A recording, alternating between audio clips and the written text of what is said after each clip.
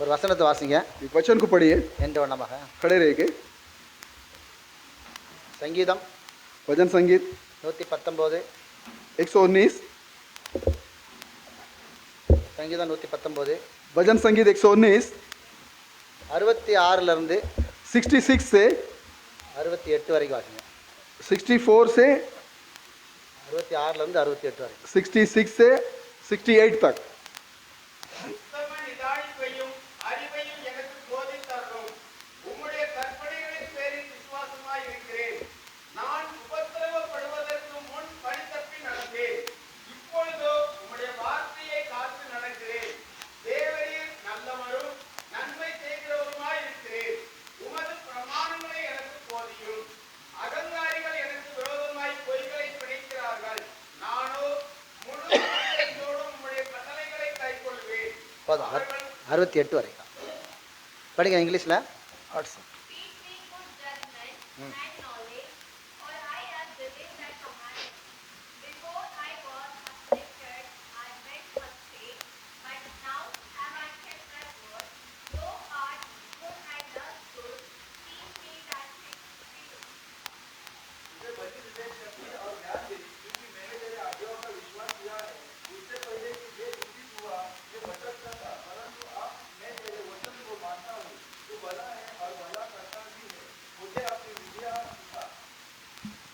ஹல்லேலூயா, hallelujah ஹல்லேலூயா. Hallelujah. உட்காருங்க. बैठी। வாசிக்கப்பட்ட வேத வசனத்திலிருந்து जो पढ़ा गया उस कलाम के वचन से தேவன் தாமே நமக்கு எதையாவது போதிப்பாராக. परमेश्वर खुद ही हम अपने लोग को कुछ तो सिखाना चाहिए। வார்த்தைக்கு வியாக்கியானம் அவராலே ஆகும். जो वचन का प्रतिकरण वो खुद ही है। வேதம் சொல்லுகிறது, कलाम कहता है நீங்கள் போதக சமர்த்தனர்களாய் இருங்கள் என்று. आप जो शिक्षित में समझदार रहिए। அந்த ஆவியை அவர் நமக்கு தர வேண்டும். वो पवित्र आत्मा आप लोगों को देना चाहिए। போதிக்கிறது ஒரு ஆவி, जो शिक्षित करना एक आत्मा है। பரிசுத்த ஆவியின் வரங்களில் அது ஒன்று. पवित्र आत्मा के वरदान में एक है। அந்த வரத்தை அவர் கொடுக்கும்போது वो दान को देने के समय நாம் அதில் தேறி வரலாம். अपन उसके अंदर आगे बढ़ सकता है। சரி, வாசிங்க அந்த வசனத்துல 66 முதல் வசனத்தை வாசிங்க. 66 को पहला पढ़िए। உத்தம நிதானிப்பையும் அறிவையும் எனக்கு போதித்தருளும். வேதம் சொல்லுது, कलाम कहता है தாவீது ராஜா கேட்கிறாரு, दावीद राजा मांग रहे உத்தம उत्तम का உத்தம நிதானிப்பு. जो निदान, और அடுத்தால उसके बाद அறிவு. जो அறிவு शिक्षित எனக்கு போதித்தரணும். हमें सिखाई है। உம்முடைய கற்பனைகளின் பேரில் आपके कल्पनाओं के ऊपर விசுவாசமாய் இருக்கிறேன். विश्वास से रहता हूँ। ஏற்கனவே அவன் விசுவாசி, वो तो विश्वासी है ही है। அப்படிதானே? ऐसा है ना। உம்முடைய கற்பனைகளின் பேரில் விசுவாசமா யார் இருப்பா? अपने कल्पना के ऊपर विश्वास में कौन रहेगा? அவருடைய பிள்ளைகள் தான் இருக்கும். उन्हीं के बच्चे रहेंगे। அதனாலதான் इसीलिए ஆனா लेकिन அவன் என்ன கேட்கறான்? वो क्या मांग रहा है? நிதானிக்க தெரியணும். उसको निदान करने के लिए जानकारी होना चाहिए। அதுக்குரிய அறிவு வேணும். उसके जानकारी भी चाहिए। அந்த நிதானிப்பு எப்படி இருக்கணுமா? वो निदान कैसा रहना चाहिए? உத்தம நிதானிப்பு. वो उत्तम के जो निदान होना चाहिए। அதுல வந்து उसके अंदर உத்தமமா நிதானிக்கணுமா? उत्तम से उसको सोचना है। சரி, உத்தமமா நிதானிக்கலன்னு என்ன ஆகும்? वो उत्तम से नहीं सोचेगा क्या होगा? அநேக இடரல்கள் வரும், वो से टोकर आएगा, அநேக இன்னல்கள் வரும், वो से तकलीफ आएगा, சகல துர்க்குணம் அங்கே இருந்து உருவாகும். पूरा जो बुरा गुण जो है वहां पर हो जाएगा। அதனால அவன் யாரா தான் இருக்கான்? तो इसलिए वो कौन रहता है? கர்த்தருடைய கற்பனைகளை கை கொள்ளுகிறவனாகவே இருப்பான். तू भी वो परमेश्वर के कल्पनाओं को पालन करने वाला ही रहता है। ஆனா வேதத்தை நிதானிக்க தெரியலனா, लेकिन कलाम को अगर निदान करने नहीं जाना அத तो, உத்தமமா நிதானிக்க தெரியலனா, उत्तम से निदान करने नहीं आया तो, அதுக்குரிய அறிவு அவனுக்கு இல்லனா, आत्मिक जो जानकारी नहीं है तो உபத்திரவம் தான் வரும். उपद्रव ही आएगा। அதனால தான் சொல்லுதா,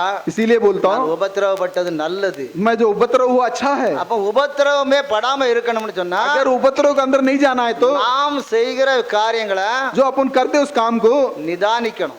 निदान करना है। நிதானிக்கக்கூடிய அறிவும் நமக்கு வேணும். उससे जानकारी हमें चाहिए। இப்போ अभी நாம் அப்படியே வேதத்துல 1-2 பேர் அப்படியே பார்த்துட்டு வரோம். कलाम के अंदर एक दो लोग को देखते आएंगे। ஹையஸ்ட் பவர் உள்ள ஊழியக்காரங்க जो उचित पवरदार जो सेवक हो, நிதானிக்க முடியாம தவறின காரியத்தை பார்ப்போம். जो निदान नहीं कर पाए तो गलती में गए बातों को देखेंगे। பிறகு நிதானிச்சவர்களையும் நம்ம பார்ப்போம். बाद में जो निदान किए उसको भी देखेंगे। ஹல்லேலூயா, हालेलुया ஹல்லேலூயா. हालेलुया।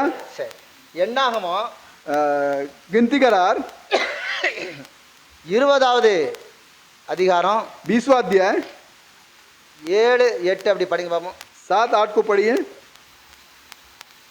கர்த்தர் மோசேயை நோக்கி, நீ கோலை எடுத்துக்கொண்டு ஆ நீயும் உன் சகோதரனாகிய ஆரோனும் ஆ சபையாரை கூடி வரச் செய்து ஆ அவர்கள் கண்களுக்கு முன்னே கண்மலையை பார்த்து பேசுங்கள். சரி, இப்போ अभी ஆண்டவர் சொல்றாரு, परमेश्वर बोलते हैं வனாந்தரத்தில் நிற்கிறாங்க ஜனங்கள், जंगल में खड़े लोग குடிக்க தண்ணி இல்ல, पीने को पानी नहीं है, மிருகங்களுக்கு தண்ணி இல்ல. जानवरों को पानी नहीं है. இப்ப மோசே ஆரோன் யாரு? अभी मूसा और आरोन कौन है? மோசே தேவனுடைய தீர்க்கதரிசி, मूसा परमेश्वर का भविष्यवक्ता, ஆரோன் தேவனுடைய आरोन परमेश्वर का ஆசாரியர். याजक है. இந்த ரெண்டு பேரையும் சொல்றாரு, ये दोनों जन को बोलते हैं, நீங்கள் ரெண்டு பேரும் ये दोनों जन இஸ்ரவேல் ஜனங்கள் வந்து உங்ககிட்ட வந்து சண்டைக்கு வராங்கல்ல, इजराइल लोग जो आपसे जो झगड़ते हैं, எங்களுக்கு தண்ணி இல்ல, यहाँ पर पानी नहीं है, நாங்க தண்ணி இல்லாம சாக போறோம்னு சொல்றாங்களா, बिना पानी के मरने जा रहे बोलते हैं. ஜனங்களை கூட்டிட்டு வா, अब लोग लेके आ, கோலை கையில எடுத்துக்க. जो डंडे को हाथ में ले ले, அந்த கோல் தான் ரொம்ப பவர்ஃபுல். ये डंडा जो बहुत पावरदार நீ है, அந்த கோலை கையில வச்சுக்க. उस डंडे को हाथ में ले ले, நீ வந்து तो आके கண்மலை கிட்ட நின்னு என்ன சொல்லுமா, चट्टान के पास खड़े रह के क्या करना, பேசு அப்படின்னாரு. बात कर, பேசு அப்படின்னாரு. जो बात करो बोले. ஜனங்கள் வந்தாச்சு. लोग तो आगे, இப்ப முன்னால போய்கிட்டு இருக்காங்க ஆரோனும் மோசையும், जो आगे चल रहे आरोन और मोसे, பின்னால ஜனங்கள் வராங்க. पीछे पीछे लोग आ रहे हैं. ஏன்னா எங்கடா நம்மள மலையை பார்க்க கூட்டு போறானோ அப்படின்னு பின்னால ஜனங்கள் வந்துகிட்டு இருக்காங்க. कहाँ पहाड़ पर लेके जा रहे हैं ऐसा सोच के लोग चल रहे हैं. பின்னால நிக்கிறது கண்மலை. जो आगे खड़ा चट्टान, இப்ப ஒரு புரிதலுக்கு சொல்லுங்க, இது வந்து ஒரு பாறைன்னு வச்சுக்கிடுங்க. एक एक एक पहाड़ करके समझ लीजिए. இந்த பாறைக்கு பக்கத்துல இப்படி வந்து நான் நின்னுக்கிட்டேன். ये पहाड़ के पास आके खड़े हो गया. அந்த பக்கம் எங்க அண்ணன் ஆரோன் நின்னுக்கிட்டான். वो बाजू में जो भाई आरोन खड़ा है, ஜனங்கள் எல்லாம் அப்படி நிக்கிறாங்க. लोग ऐसा खड़ा है. இப்ப ஆண்டவர் என்ன சொன்னாரு, अभी परमेश्वर ने क्या बोले, கண்மலையே ये चट्टान எனக்கு தண்ணீர் தா. मुझे पानी दो. இதுதான் அவன் சொல்லணும். ऐसा ही कहना था. என்ன சொல்லணும், ये क्या बोलना, கண்மலையே ये चट्टान நீ எனக்கு தண்ணீர் தா. तू मुझे पानी दो. தண்ணீர் வந்திருக்கும், पानी आया होता, ஆனா அவன் என்ன செய்தான், लेकिन उसने क्या किया, வாசிங்க. पढ़ी है, தன் கையை ஓங்கி கண்மலையை தன் கோலினால் 2 தரம் அடித்தான். இப்ப அவனுக்கு இருந்த கோபம், उसके अंदर जो एक गुस्सा, மீண்டும் மீண்டும் இந்த ஜனங்கள் அவனை படுத்தின இம்சை, जो लोग उसको दिया जो तकलीफ, இத इसको இதுதான் அவன் முன்னால வந்து நின்னுச்சு. इसके यही उसके आगे आगे खड़ा था. ஆனா ஆண்டவர் என்ன சொன்னாரு, लेकिन परमेश्वर ने क्या बोले, இப்போ तू जा கண்மலை கிட்ட நின்னு चट्टान के पास खड़े हो जा, பேசு, बात कर, நாங்க தண்ணீர் தருவோம், हम लोग पानी देंगे, நான் தண்ணீர் தருவேன். मैं पानी दूंगा. ஆனா அவன் என்ன சொன்னா, लेकिन उसने क्या बोला, நாங்கள் உனக்கு தண்ணீர் தருவோமோன்னு சொல்லி ஓங்கி ஓங்கி அடிச்சான். அந்த வசனத்தை 2வது படிங்க, वो दोबारा पढ़िए, 8வது வசனத்தை படிங்களேன்.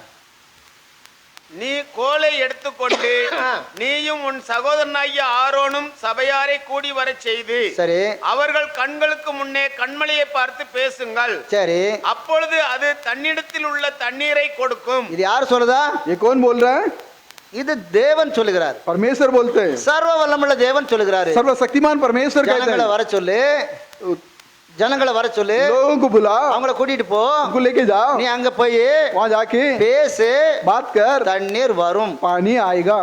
இது சொல்றது யாரு, ऐसा कौन बोला है, சர்வ வல்லமுள்ள தேவன் சொல்றாரு. सर्वशक्तिमान परमेश्वर ने बोले, எகிப்தில இருந்து கூட்டிட்டு வந்த தேவன் சொல்றாரு. एगिप्त में से इनको लेके आए वो परमेश्वर बोल रहे हैं, பிளந்த தேவன் சொல்றாரு. जो सागर को 2 भाग किया वो परमेश्वर बोलते हैं, அங்க தண்ணீரை ரத்தமா மாற்றினவர் சொல்றாரு. वहाँ पानी को जो खून को बदल दिया था वो परमेश्वर बोल रहे हैं, அநேக அற்புதங்களை செய்த தேவன் சொல்றாரு. बहुत से अद्भुतों को किया वो परमेश्वर बोलते हैं. இந்த மோசே लेकिन ये मोसे தன்னுடைய நிதானிப்பை இழந்தது நிமித்தம் अपना निदान को खोने की वजह से அவன் என்ன செய்தான், वो क्या करता है, படிங்க அதுக்கு 9. नो அப்பொழுது ओशन, மோசே தனக்கு கர்த்தர் கட்டளையிட்டபடியே அப்பொழுது கர்த்தர் கட்டளையிட்டபடியே கர்த்தருடைய சந்நிதியில் இருந்த கோலை எடுத்தான். கர்த்தருடைய சன்னிதியில இருந்து கோலை எடுத்தான். மோசேயும் ஆரோனும் சபையாரை கண்மலைக்கு முன்பாக கூடி வரச் செய்தார்கள். இது வரைக்கும் எல்லாம் ஓகே தான், சபையார கூட்டு வர சொன்னாங்க, அதெல்லாம் சரிதான். लोगों को लेके आने के लिए बोला वो तो बराबर है. அப்பொழுது மோசே அவர்களை நோக்கி, இப்ப பாருங்க, மோசே இப்ப ஜனங்களை நோக்கி, अभी देखो मोसे, கலகக்காரரே கேளுங்கள், கலகக்காரரே கேளுங்கள், உங்களுக்கு இந்த கண்மலையிலிருந்து நாங்கள் தண்ணீர் புறப்பட பண்ணுவோமோ என்று சொல்லி. ஆண்டவர் என்ன சொன்னாரு, परमेश्वर ने क्या बोले, தண்ணீர் நான் தருவேன்னாரு. पानी मैं दूंगा बोले. அவர் என்ன சொல்றாரு, वो क्या बोल रहे हैं, இந்த கண்மலையில இருந்து தண்ணீர் நாங்கள் உங்களுக்கு தருவோமோ? ये चट्टान से हम क्या पानी देंगे? ஆண்டவர் தருவன்னு தானே சொன்னாரு. परमेश्वर तो देने के लिए बोले, ஆண்டவர் உன்னை ஆசீர்வதிப்பேன்னு தானே சொன்னாரு. परमेश्वर तुझे आजीज करूंगा ஆனா करके बोले அவன் ना। அங்க போய் என்ன சொல்லுதான்? लेकिन वो वहां जाके क्या कहता है? ஜனங்கள் மேல உள்ள ஒரு கோபம், लोगों के ऊपर का एक गुस्सा, அந்த ஜனங்கள் அவனை படுத்தின பாடு, लोग ने उसको इतना तकलीफ दिया, தேவனுடைய வார்த்தையில பாதிய சரியா செய்தான். परमेश्वर के वचन में आधा तो बरोबर कर रहा है, பேசக்கூடிய இடத்துல போய் நின்னு ஓங்கி ஓங்கி அடிச்சிட்டான். जो बात करने का था वहां पर जाके खड़े होकर जोर से मार दिया। தன் கையை ஓங்கி தன் கையை ஓங்கி கண்மலையை தன் கோலினால் 2 தரம் அடித்தான். கண்மலையை எத்தனை நேரம் அடிச்சான்? चट्टान को कितने बार मारा? இப்ப தண்ணீர் தரக்கூடிய தேவன் எங்க நிக்கிறாரு? पानी देने का परमेश्वर कहाँ पर है? அந்த கண்மலை பக்கத்துல நிக்காரு. चट्टान के पास खड़ा है, அவரை ஓங்கி ஓங்கி அடிக்கிறான். उसको जोर जोर से मारता है। அப்படிதானே? ऐसा ही है ना? அந்த தேவன் தானே சொன்னாரு, நீ கூட்டிட்டு வா தண்ணீர் தருவேன் அப்படின்னாருல. परमेश्वर ने बोले तू लेके आ, मैं पानी दूंगा। ஆனா அவன் என்ன சொல்லுதான்? लेकिन वो क्या बोलता है? கலகக்காரரே, ये लोग गड़बड़ करने वाले हैं। நாங்கள் இந்த கண்மலையில இருந்து உனக்கு தண்ணீர் தருவோமோ? क्या हम लोग ये चट्टान से पानी दे सकता? அப்ப எதுக்காக ஜனங்களை கூட்டு வந்தா? तो फिर क्यों लोगों को लेके आया? யாருடைய வார்த்தையின் பேர்ல கூட்டு வந்தா? किसके वचन के ऊपर लेके आया?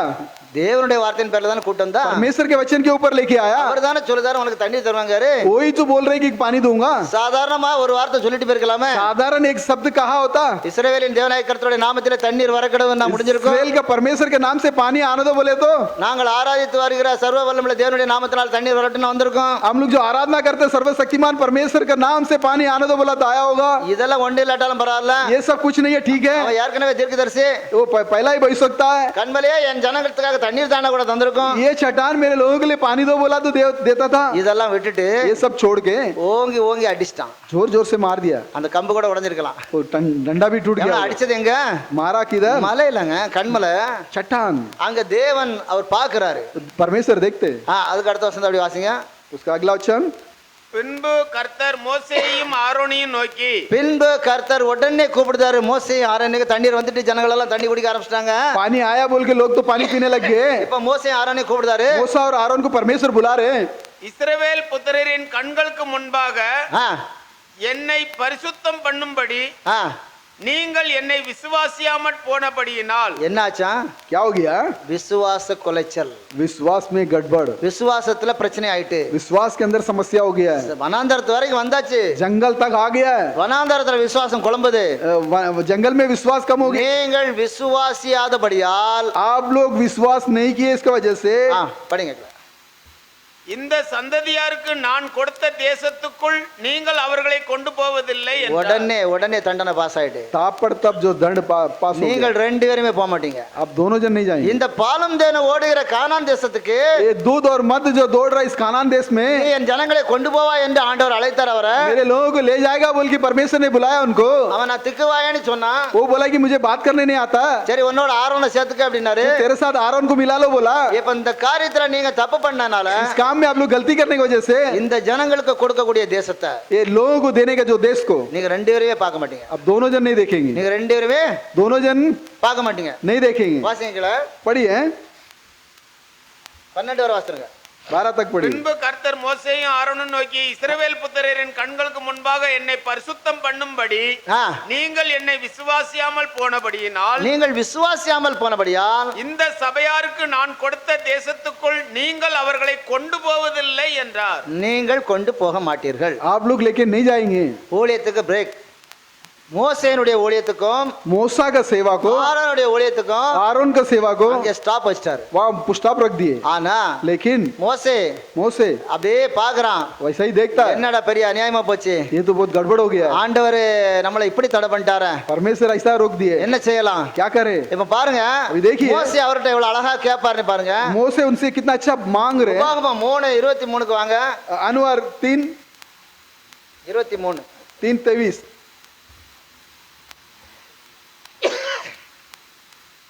அவர்களுக்கு 3:23 அக்காலத்திலே நான் கர்த்தரை நோக்கி, அக்காலத்திலே நான் கர்த்தரை நோக்கி, கர்த்தராகிய ஆண்டவரே, கர்த்தராகிய ஆண்டவரே, நீர் உமது அடியேனுக்கு உமது மகத்துவத்தையும் உமது வல்லமையுள்ள கரத்தையும் காண்பிக்க இந்த தொடங்கினீர். வசனத்தை நல்லா பாருங்க. ये वचन को अच्छे से देखिए। அப்படி ஆண்டவரை புகழ்ந்து தள்ளுவார் மோசே. परमेश्वर को बहुत बहुत ऊंचा कर रहे, அப்படி புகழ்ந்து தள்ளுவாரு. वैसा जो उन्नत किए। அக்காலத்திலே படிங்க, அதனால படிங்க அந்த வசனத்தை. நீர் உமது அடியனுக்கு உமது மகத்துவத்தையும் உமது அடியேனுக்கு உமது மகத்துவத்தையும் உமது வல்லமை உள்ள கரத்தையும் காண்பிக்க தொடங்கினீர். உமது வல்லமை உள்ள கரத்தையும் காண்பிக்க தொடங்கினீர். வானத்திலும் பூமியிலும் உம்முடைய கிரியைகளுக்கும் உம்முடைய வல்லமைகளுக்கும் ஒப்பாக செய்யத்தக்க தேவன் யார்? வானத்திலும் பூமியிலும் உமக்கு ஒப்பான தேவன் யார் அப்படின்னு சொன்னதோட மாத்திரமல்ல, அதுக்கு கீழே தான் இப்ப அவருடைய வேண்டுதலை வைப்பாரு. நான் கடந்து போய் யோர்தானுக்கு அப்புறத்தில் உள்ள அந்த நல்ல தேசத்தையும் அந்த நல்ல தேசத்தையும் அந்த நல்ல மலையையும் லீபனோனையும் பார்க்கும்படி உத்தரவு கொடுத்தரலும் என்று வேண்டிக் கொண்டேன். என் ஆண்டவனே, உம்மை போல ஒரு தேவன் உண்டா? ये परमेश्वर आपकी तरह कोई परमेश्वर है? நீர் எவ்வளவு நல்லவரு, आप कितने अच्छे हैं, நீர் எவ்வளவு அற்புதம் செய்தீரே, आपने कितना अद्भुत நீர் किया எவ்வளவு है, மகத்துவமானவரே, आप तो बहुत महत्व का है, நீர் எங்கள் சர்வ வல்லமுள்ள தேவன் அல்லவா हमारा सर्वशक्तिमान परमेश्वर है। அப்படின்னு சொல்லிட்டு ऐसा क्या कर, அந்த நல்ல தேசத்தை वो अच्छा देश இந்த को யோர்தானை கடந்து போய் ये योरदान को पार करके जाके உமது அடியானாகிய நான் பார்க்கணுமா, ये आपका गुलाम हम देखना है क्या, हम பார்க்கட்டுமா? देखो क्या, கர்த்தரோ உங்கள் நிமித்தம் என் மேல் கோபம் கொண்டு உங்கள் நிமித்தம் என் மேல் கோபம் கொண்டு எனக்கு செவி கொடாமல் என்னை நோக்கி போதும் இனி இந்த காரியத்தை குறித்து என்னோட பேச வேண்டாம். பேசக்கூடாது. Don't talk me. ஆண்டவர் சொல்லிட்டாரு, परमेश्वर ने बोल நீ दिया என்கிட்ட இனிமே பேசக்கூடாது. तो मुझसे ऐसा बात நான் मत ஒரு करो। நேரம் சொன்னதுதான். मैं एक बार कहा तो कह दिया। எரேமியா 4:28 படிங்க. जेरेमिया के किताब जो 4:28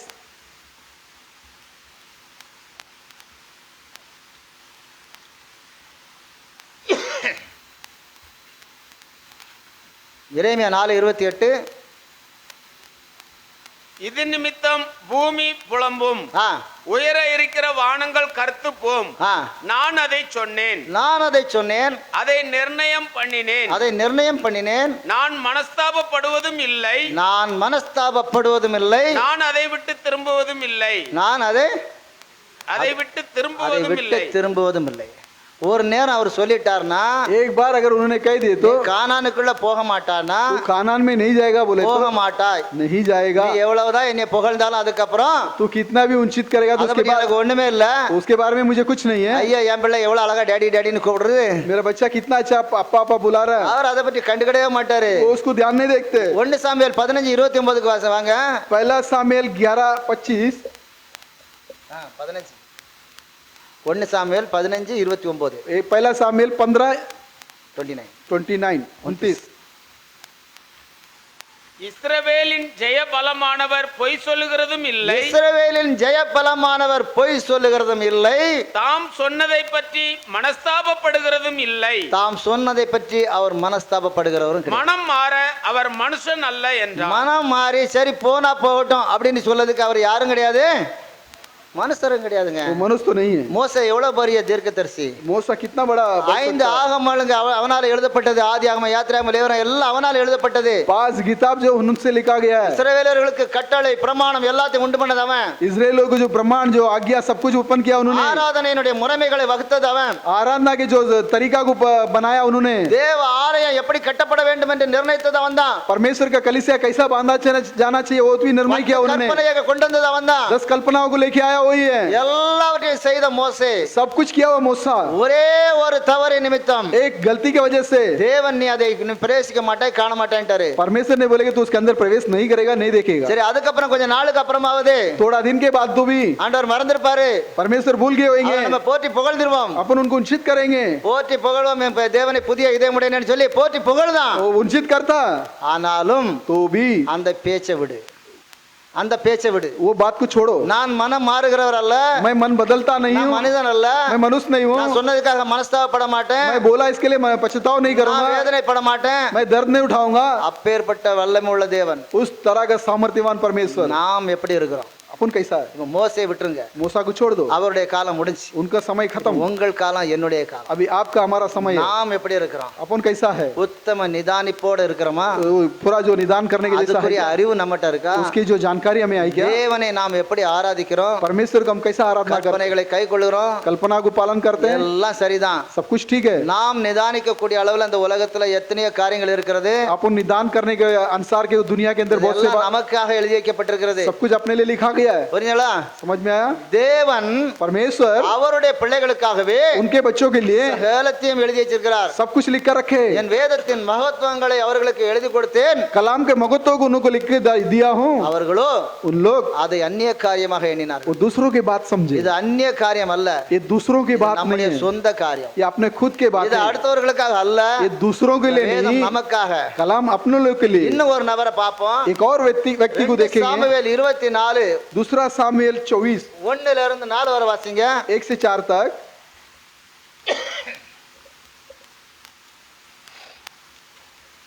கர்த்தருடைய கோபம் திரும்ப இஸ்ரவேலின் மேல் மூண்டது. ஆ, இஸ்ரவேல் யூதா என்பவர்களை லக்கம் பார் என்று அவர்களுக்கு விரோதமாய் சொல்லுகிறதற்கு தாவீது ஏவப்பட்டான். பாருங்க, देखिए தாவீது दावीद நல்ல ஒரு ராஜா, एक अच्छा राजा है। தேவனிடத்துல அப்படிப்பட்ட ஒரு கட்டளை பெற்றான். परमेश्वर के पास उस तरह की एक आज्ञा को पाया। சந்ததி இந்த உலகத்துல இருந்துகிட்டே இருக்கும் ராஜாவா. राजा तेरा संतान पूरा राजा ही रहेगा। உன்னுடைய சந்ததியில தான் கிறிஸ்து வருவாரு.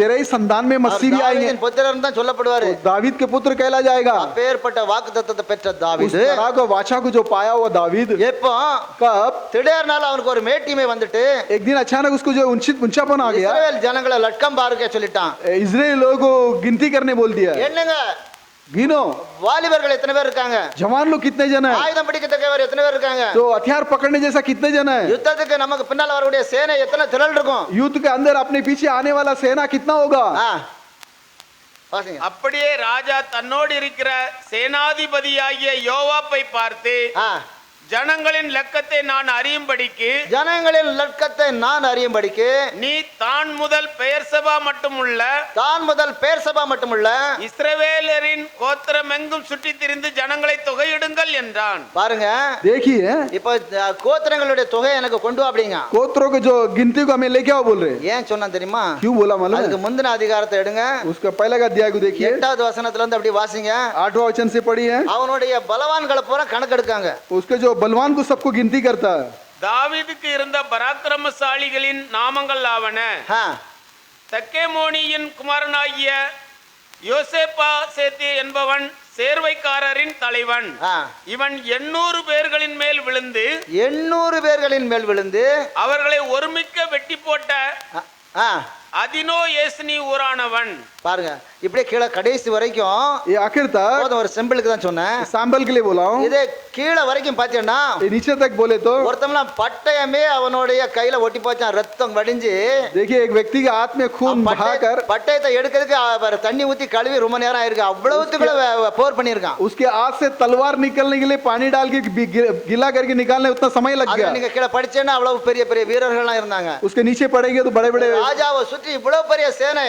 राजा को घेर कर इतना बड़ा सेना। ஒருத்தன் 800 பேர் மேல விழுந்தாம்னு சொன்னா எவ்வளவு பெரிய கில்லாடியா இருப்பான். एक जन 800 व्यक्ति के ऊपर गिर के काटा बोले तो वो कितना बड़ा पहलवान होगा। சிங்கத்தை ரெண்டா பிளந்து பட்டவங்களாம் கூட இருக்கான். वो सिंगा को जो दो भाग कर दिया वैसे लोग भी उसके साथ में हैं। நம்மலாம் கரப்பான் பூச்சியை பார்த்தாலே துள்ளி துக்குச்சு ஓடுதான். अपन जो काकरोच को देखे उड़ी मार रही भाग रहे। அல்லேலூயா. हालेलुया। பல்லிய கண்டா பதறி ஓடிடுதான். जो छिपकली की देखे तो तड़प कर दौड़ते हैं। சிங்கத்தையே ரெண்டா பிழிச்சு வாயை கிழிச்சு போட்டவங்களாம் கூட இருக்கான். सिंगा को 2 भाग किया वैसे व्यक्ति उसके साथ में है। ஆகையினால इसके वजह से அவனுக்கு அப்படியே ஒரு எண்ணம் வந்துச்சு. उसको ऐसा एक सोच आया, இவ்வளவு பலசாலிகள் என்ன சுத்தி நிக்கிறான், इतना जो बड़े लोग मेरे घेर कर खड़ा है, கையை நீட்டினா போதும், हाथ लंबा किया बस நினைச்சது நடக்கும். जो सोचा हो जाएगा। என்ன இஸ்ரேல்ல गिनो इसराइल में எத்தனை பேர் இருக்கான்னு சொல்லி कितने जन है बोल के 4வது அதிக வசனத்துக்கு வாங்க.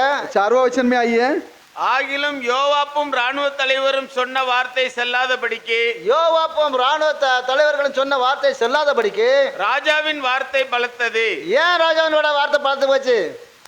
ராஜாவுக்காக யுத்தம் பண்ணுகிறவர்கள் जो राजा के लिए युद्ध करते हैं நிறைய பேர் கூட இருக்கான். बहुत से लोग साथ में हैं। ஒரு யோவாப்ப சொல்லனால ஒண்ணும் ஆகாது. एक योवाब से बोलने की वजह से कुछ नहीं होगा। அங்க ஆயிரக்கணக்கான யோவாப்புகள் நின்னுகிட்டு இருக்கான். हजारों योवाब वहां पर खड़ा है। ராஜா என்ன சொன்னாலும் செய்வான். राजा जो भी कहेंगे वो करेगा। அப்பேற்பட்ட வீரர்கள் அவனை சுத்தி நிக்கிறதுனால वैसा सिपाही लोग उसको घेर के खड़े होते। ராஜாவினுடைய சத்தம் ஓங்கிட்டு राजा की आवाज ऊंचा हो गया। யோவாப் நல்லதுக்கு தான் சொன்னான். योवाब अच्छी बात बोला। ஆண்டவர் என்ன இருக்கதோட நம்ம ஜனங்களை பெருக்குவாரு.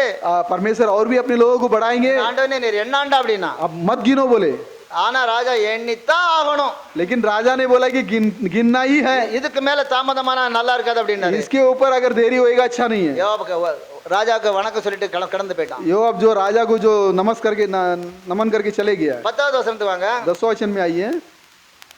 இவ்விதமாய் ஜனங்களை எண்ணின பின்பு ஆ, ராஜாவின் இருதயம் அவனை பாதித்தது.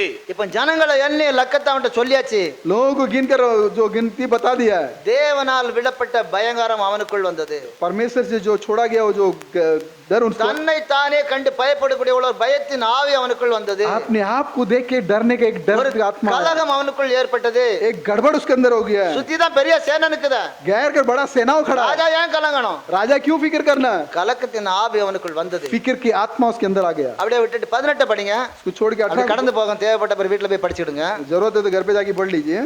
அன்றைய தினம் காத் என்பவன் தாவீதினிடத்தில் வந்து ஆ, அவனை நோக்கி, ஆ, நீர் போய் எபூசியனாகிய அர்வனாவின் களத்திலே கர்த்தருக்கு ஒரு பலிபீடத்தை உண்டாக்கும் என்றான். ராஜா காத் என்ற தீர்க்கதரிசி கிட்ட போய் சொல்லுதான், राजा काब वो भविष्यवक्ता के पास जाके நான் बोलता, பாவம் செய்துட்டேன். मैं पाप कर दिया हूँ। அப்போ தேவன் அவனுக்கு ஒரு பாவ நிவாரண பலியை செய்யும்படி तो परमेश्वर उसको पाप के जो निवारण के बलि देने ஒரு जैसा கட்டளையை கொடுக்கிறாரு. एक आज्ञा को देते हैं। ஆ, படிங்க. காத்துடைய வார்த்தையின்படியே ஆ, தாவீது கர்த்தர் கற்பித்த பிரகாரமாக போனான். ஆ, அர்வனா ஏறிட்டு பார்த்து ஆ. ராஜாவும் அவனுடைய ஊழியக்காரரும் ஆ. தன்னிடத்தில் வருகிறதை கண்டு ஆ. அர்வனா எதிர்கொண்டு போய் தரைமட்டும் குனிந்து ராஜாவை வணங்கி, ஆ, ராஜாவாகிய என் ஆண்டவன் ஆ. தமது அடியானிடத்தில் வருகிற காரியம் என்ன என்று கேட்டதற்கு ஆ. தாவீது வாதை ஜனத்தை விட்டு நிறுத்தப்பட வாதை ஜனத்தை விட்டு நிறுத்தப்பட கர்த்தருக்கு ஒரு பலிபீடத்தை கட்டும்படிக்கு ஆ, இந்த களத்தை உன் கையிலே கொள்ள வந்தேன் என்றான். 25வது வசனத்துக்கு வாங்க.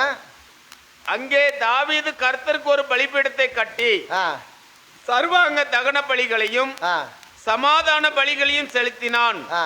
அப்பொழுது கர்த்தர் தேசத்துக்காக செய்யப்பட்ட வேண்டுதல்களை கேட்டருளினார். ஆ. இஸ்ரவேலின் மேலிருந்த அந்த வாதை நிறுத்தப்பட்டது. இஸ்ரவேலுக்கு ஒரு வாதை வந்திருந்து, इजराइल के अंदर एक तकलीफ था, அந்த வாதையை நீங்க பாத்தீங்கன்னா वो चीज को अगर आप देखेंगे 3 நாள் கொள்ளை நோய், 3 दिन जो 3 டைப்பான ஒரு வாதை ஆண்டவர் வைக்கிறாரு. 3 तरह का जो बीमारी आता है நீங்க அதை படிச்சிடுங்க. उसको आप पढ़ लीजिए। அந்த 3ல உனக்கு எது வேணும் அப்படின்னு वो கேக்குறாரு. 3 में तुझे कौन सा चाहिए, கேக்குறது யாரு? पूछता कौन, காத் காத் தீர்க்கதரிசி தான் कात கேக்குறாரு. जो भविष्यवक्ता தேவன் पूछे, அவர் மூலமா பேசுறாரு. परमेश्वर उसके द्वारा बात, 3 காரியத்தை அவன் முன்னால வையே. 3 बातों को उनके ऊपर सामने रखिए। 14வது வசனத்தை வாசிங்க. 14 वचन 14.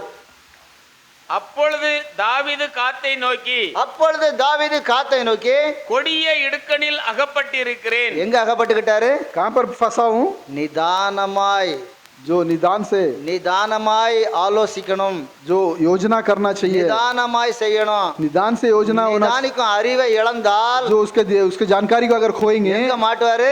कहाँ पर फंसेंगे, கொடிய இடுக்கணும்ல. जो निकट के अंदर, யாருகிட்ட? किसके पास, சர்வ வல்லமுள்ள தேவனுடைய கரத்துல மாட்டிக்கிட்டாரு. सर्वशक्तिमान परमेश्वर के हाथ में फंस जाएंगे। வாசிங்க.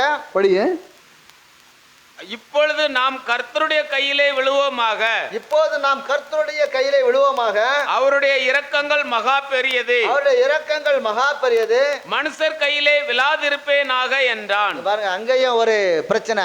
वहाँ पर भी एक समस्या, மனுஷர் கையில விழுந்தா मनुष्यों को हाथ में गिरेंगे, ஹிஸ்டரியில எழுதிருவான், नीचे लिख देगा, நாங்க இத்தனாம் தேதி தாவீதை இந்த இடத்துல இருந்து இத்தனை தடவை முறியடிச்சோன்னு சொல்லி அடுத்த நாட்டுல ஹிஸ்டரியில போயிரும்.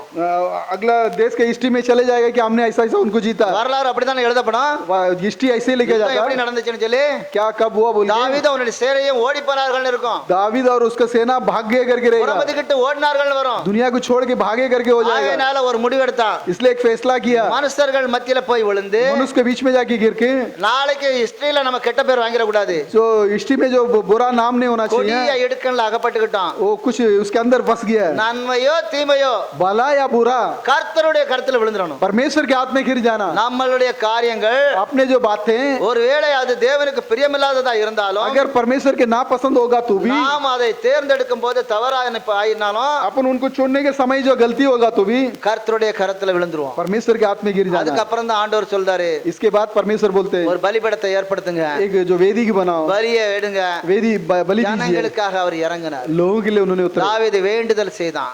दावीद ने विनती किया है, நீங்கள் உத்தம நிதானிப்பை விட்டுவிட்டால் अब अपना उत्तम के जो निदान करना छोड़ दिया तो இப்படி இடுக்கண்ணுல மாட்டக்கூடிய சூழ்நிலை வரும். ऐसा तकलीफ में फंसने की स्थिति आएगा। இப்படிப்பட்ட சிக்கல்ல இருந்து நம்ம தூர போகணும்னா ऐसा जो फंसने में से दूर होना, எடுக்கக்கூடிய வார்த்தை காரியங்கள் जो लेते फैसला கர்த்தருக்கு முன்பாக परमेश्वर के आगे உத்தம இதயத்தோட இருக்கணும், उत्तम के हृदय के साथ அது होना चाहिए, அறிவோட இருக்கணும். वो जानकारी से होना चाहिए। கற்பனைகள் நாம் கை கொள்கிறவர்கள் தான், कल्पना को अपन पालन करते हैं, இல்லன்னு சொல்லல. ना नहीं कहते हैं। கடைசியில போய் நின்னுகிட்டு आखिर में जाके खड़े நான் होकर உபத்திரப்பட்டது நல்லது ஆண்டவரே, मैं जो उपद्रव उठाया अच्छा है, நான் உம்முடைய பிரமாணங்களை அதனால காத்துக்கொண்டேன். अपने प्रमाण को मैं संभाल लिया हूँ। இடுக்கண்ணில் எல்லாம் அகப்பட்ட தாவீது தான் मैं तकलीफ जो फंसा அதுல था, இருந்து மீண்டு வந்த பிறகு उसमें से बाहर आने के बाद அந்த 119 சங்கீதத்துல 119वां भजन संगीत में 67வது வசனத்தை வாசிங்க.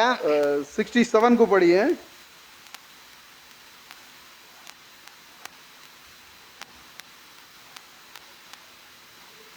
நான் உபத்திரப்படுவதற்கு முன்பாக வழி தப்பி நடந்தேன். சொல்லுங்க.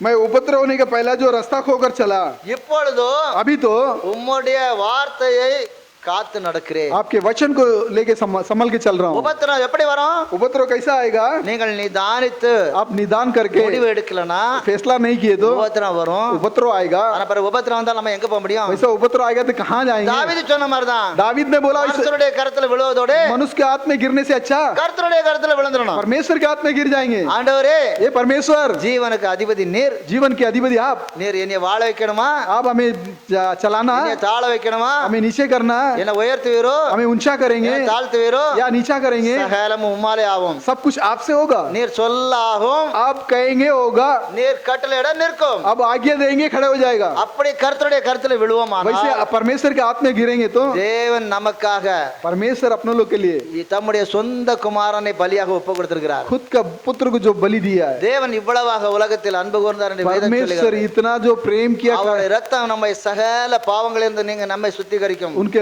लहू जो है अपने सभी पापों से निकाल कर அவருடைய शुद्ध ரத்தம் करेगा। நமக்கு என்றென்றும் போதுமானது. उनका लहू हमेशा हमेशा के लिए बस हो गया। இன்னும் ஒரு வசனத்தை வாசிப்போம். एक और वचन को पढ़ेंगे, உபாகமம் जो अनवर 18 18 18வது வசனத்திலிருந்து வாசிப்போம். 18 वचन को पढ़िए। உபாகமம் 18:18 இருந்து வாசிங்க. உன்னை போல ஒரு தீர்க்கதரிசியை ஆ, நான் அவர்களுக்காக அவர்கள் சகோதரரில் இருந்து எழும்ப பண்ணி ஆ, என் வார்த்தைகளை அவர் வாயில் அருளுவேன். ஆ, நான் அவருக்கு கற்பிப்பதை எல்லாம் அவர்களுக்கு சொல்லுவார். ஆ. என் நாமத்தினாலே அவர் சொல்லும் என் வார்த்தைகளுக்கு செவி கொடாதவன் எவனோ ஆ. அவனை நான் விசாரிப்பேன். ஆ. சொல்லும்படி நான் கட்டளையிடாத வார்த்தையை ஆ? இதுதான் பேட்டரி. சொல்லுங்க.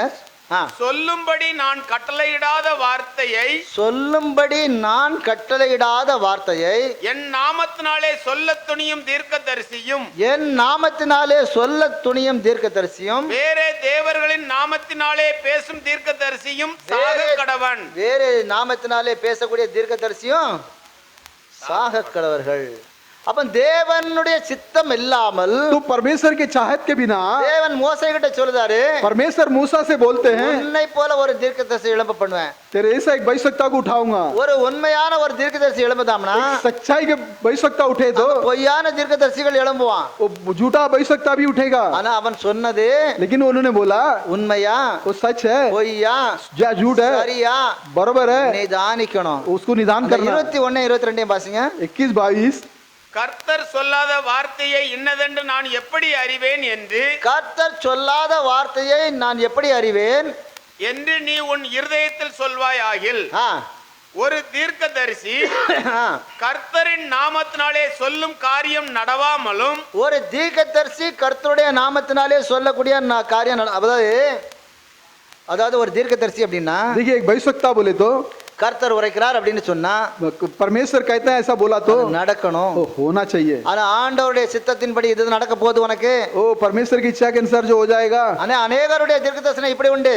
बहुत से भविष्यवक्ता ऐसा भी है, தலைப்பிள்ள ஆம்பளை பிள்ளை, पहला तो जो लड़का है தப்புனா பொம்பளை பிள்ளை. अगर बच जाएगा तो लड़की है, அது ரெண்டு தானே பிறக்கும். दोनों ही तो बच्चे जन्म ஆம்பளை இல்லைன்னா பொம்பளை தான் பிறக்கும். लड़का नहीं तो लड़की होएगा। இதுக்கு ஒரு தீர்க்கதரிசி எதுக்கு? इसको एक भविष्यवक्ता क्या, இதுக்கு ஒரு ஊழியக்காரன் எதுக்கு? इसके लिए एक सेवक क्यों, தேவையே இல்லையா? जरूरत नहीं है। அது தலைப்பிள்ள ஆம்பளை பிள்ளையா இருந்தாலும் பொம்பளை பிள்ளையா இருந்தாலும் அதுதான் நடக்குமே. पहला बच्चा लड़का हो या लड़की हो वो तो होएगा ही। ஆனா வேதம் சொல்லுது, लेकिन कलाम बोलता है, அவன் சொல்லுது ரெண்டாவது வாசிங்க அந்த வசனத்தை. ஒரு தீர்க்கதரிசி கர்த்தரின் நாமத்தினாலே சொல்லும் காரியம் ஆ, கர்த்தர் சொல்லாத வார்த்தை இன்னதென்று நான் எப்படி அறிவேன் என்று நீ உன் இருதயத்தில் சொல்வாய் ஆகில் கர்த்தர் சொல்லாத வார்த்தை இது எப்படி கர்த்தர் சொன்னாரா இல்லையா என்று நீ இருதயத்துல சொன்னேனா, ஒரு தீர்க்கதரிசி கர்த்தரின் நாமத்தினாலே சொல்லும் காரியம் நடவாமலும் ஒரு தீர்க்கதரிசி கர்த்தரின் நாமத்தில் சொல்வது நடவாமலும் நிறைவேறாமலும் போனால் அது கர்த்தர் சொல்லாத வார்த்தை. அது கர்த்தர் சொல்லாத வார்த்தை.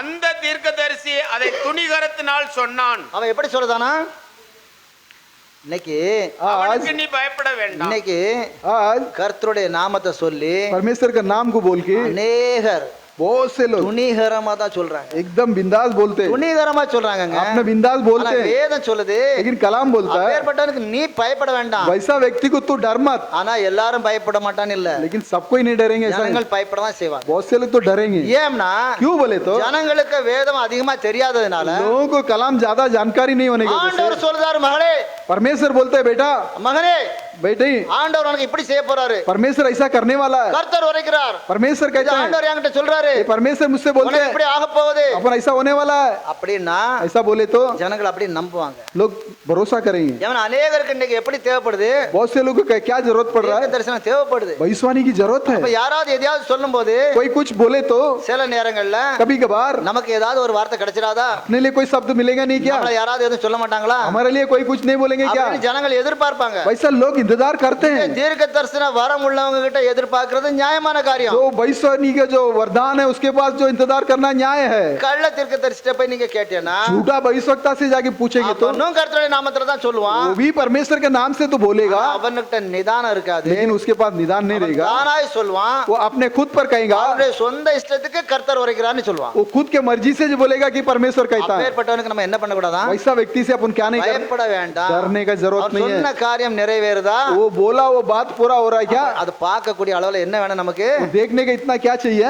பொறுமை வேணும். धीरज चाहिए. ஏன்னா ஒரு தீர்க்க தரிசனம் சொன்னா अगर कोई भविष्यवाणी बोला உடனே நடக்காது. तापड़ तब नहीं होगा. ஏசாயா தீர்க்க தரிசனம் உரைத்தார், ऐसा या भविष्यवाणी बोले இதோ ஒரு கன்னிகை கர்ப்பவதியாகி ஒரு குமாரனை பெறுவாள் என்று. एक कुंवारी गर्भ हो के एक पुत्र को जन्मी बोल गई. அது நிறைவேற எத்தனை காலம் போச்சு, पूरा होने के लिए कितना समय लगा, 700-800 வருஷம் ஆச்சு. அப்படின்னா 700-800 साल लगा.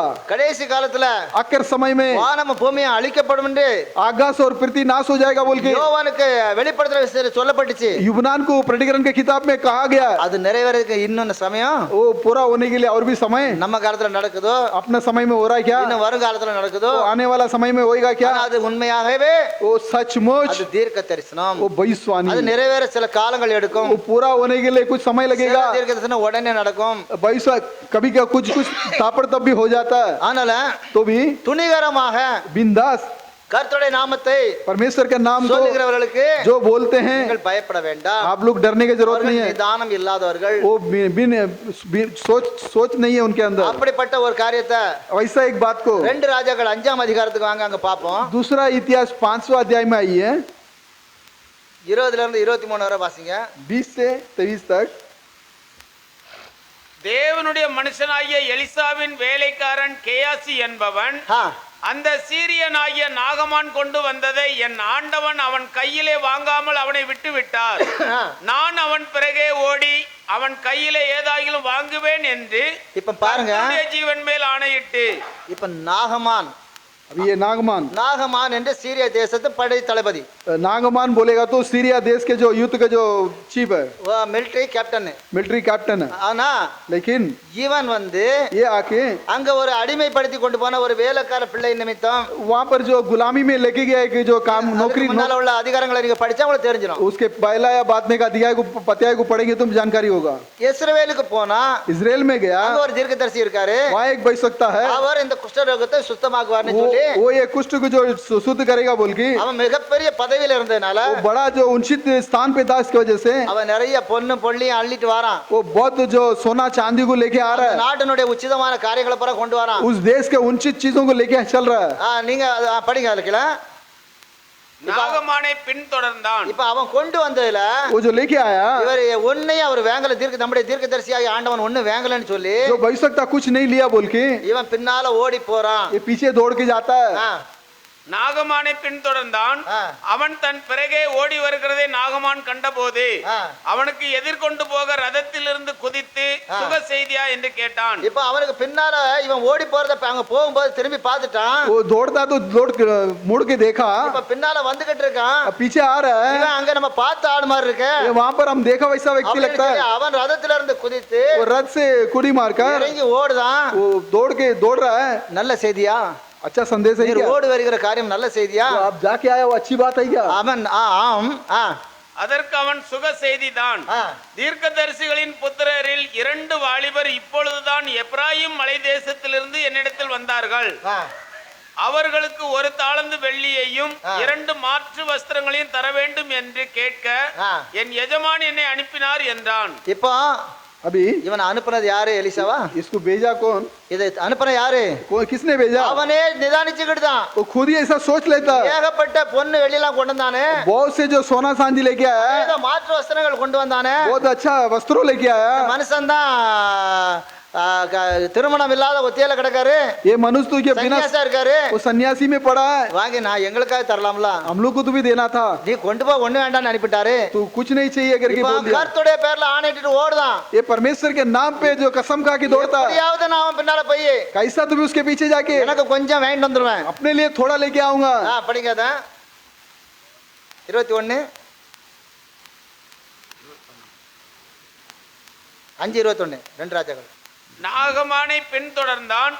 அவன் தன் பிறகே ஓடி வருகிறதை நாகமான் கண்டபோது அவனுக்கு எதிர்கொண்டு போக ரதத்திலிருந்து குதித்து சுக செய்தியா என்று கேட்டான். அதற்கு அவன் சுக செய்திதான். தீர்க்கதரிசிகளின் புத்திரரில் 2 வாலிபர் இப்பொழுதுதான் எப்ராயிம் மலை தேசத்திலிருந்து என்னிடத்தில் வந்தார்கள். அவர்களுக்கு 1 தாலந்து வெள்ளியையும் 2 மாற்று வஸ்திரங்களையும் தர வேண்டும் என்று கேட்க என் எஜமான் என்னை அனுப்பினார் என்றான். இப்ப இவனை அனுப்புனது யாரு? इसको भेजा कौन? எலிசாவா?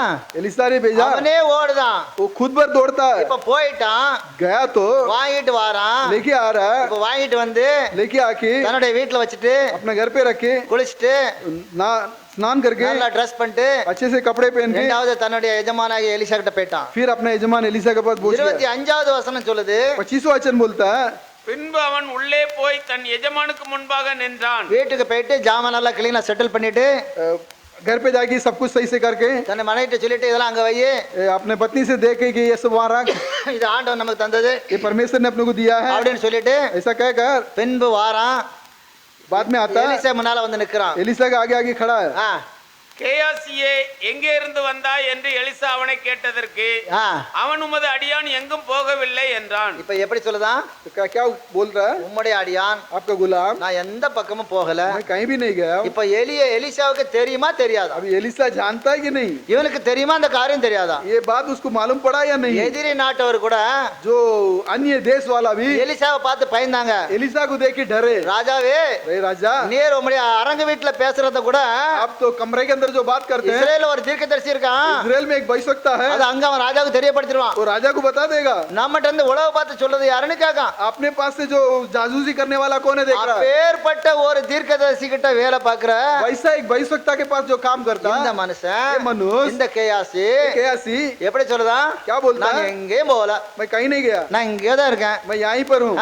பாசிங்க தொடர்ந்து 26. அப்பொழுது அவன் இவனை பார்த்து, அப்பொழுது அவன் இவனை பார்த்து, அந்த மனுஷன் உனக்கு எதிர்கொண்டு வர தன் ரதத்திலிருந்து இறங்கி திரும்புகிற போது, டிவி இல்ல, கேமரா இல்ல, ஆனா எப்படி பார்த்து சொல்றதான் பாருங்க. वहाँ पर टीवी नहीं है, कैमरा ஒண்ணும் नहीं கிடையாதுங்க है, அந்த कुछ तो भी नहीं था उस காலத்துல. समय தேவன் में। எப்படி காட்டியிருக்காரப்பா அவனுக்கு. कैसा दिखाया उसको, தரிசனம் அப்படியே அவன் கண் முன்னால ஓடுது. दर्शन उसके सामने आए। கேயாசி இங்க இருந்து ஓடுதான், यहाँ से அந்த तोड़ता மனுஷன் है, அங்க இருந்து ரதத்துல இருந்து குதிச்சு ஓடி வாரான். वो मनुष्य रथ से उतर के आ रहा है, பேசுறத கூட கேட்கான், மொபைல் கிடையாது, ஒண்ணும் கிடையாது. मोबाइल नहीं है, कुछ नहीं है। கேயாசியே சுக செய்தியான்னு கேக்குறான். एक ऐसी संदेश सच्चाई के पूछ रहा है। இப்ப எலிசா என்ன சொல்லுதான்? एलिसा क्या बोलता है?